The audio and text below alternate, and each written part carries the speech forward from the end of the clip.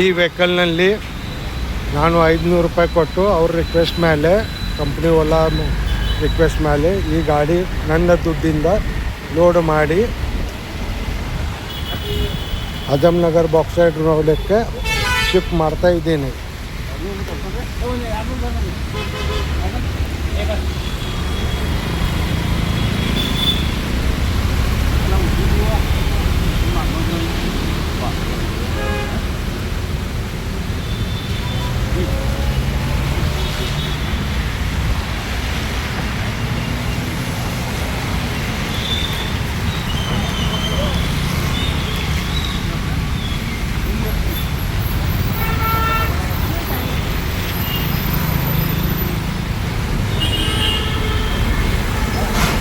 ಅವ್ರು ರಿಕ್ವೆಸ್ಟ್ ಮಾಡಿ ನನ್ನ ದುಡ್ಡಿನಿಂದ ಈ ಗಾಡಿ ಶಿಫ್ಟ್ ಮಾಡ್ತಾ ಇದ್ದಾನೆ. 8 ದಿವಸದಲ್ಲಿ ಅವ್ರು ರಿಪೇರಿ ಮಾಡಿ ಕೊಡ್ತೇನೆ ಅಂತ ಮಾತಾಡಿದ್ದಾರೆ.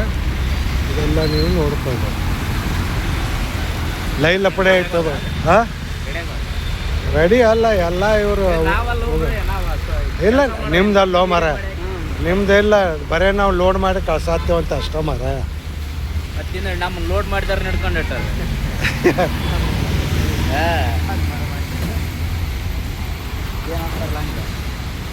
ಇಲ್ಲ ನೀವು ಆಯಪ್ಪ ಆಡತ್ತಪ್ಪ. ಇವ್ರಿಗೂ ನಾ ಏನು ಮಾಡಲ್ಲ ಕಂಪ್ನಿದವ್ರು. ಈ ಕಂಪ್ನಿದ ನಮಗೆ ಅಷ್ಟ ಅದು, ನಿಮ್ದೇನೂ ಸಂಬಂಧ ಬರೋದಿಲ್ಲ. ನೀವು ಹೆಲ್ಪ್ ಮಾಡಿರಿಪ್ಪ, ನಿಮ್ಮ ಮ್ಯಾಗ ಎದಕ್ಕೆ ಇದು ಮಾಡೋದು ಅಷ್ಟ. ನಿಮ್ದೇನು ಪ್ರಾಬ್ಲಮ್ ಇಲ್ಲಪ್ಪ. ನಾವು ತಿಳ್ಕೊಂತೇಪ್ಪ ನಿಮ್ದೆಲ್ಲ.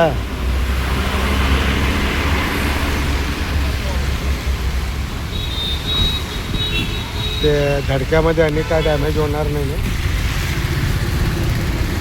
त्याला सांग नाही तर. आणि कसं कशी आहे ना त्याची गाडी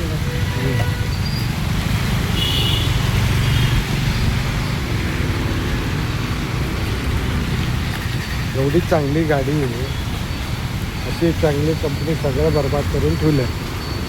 आम्ही फसलो त्याच्या आहे त्याच्या.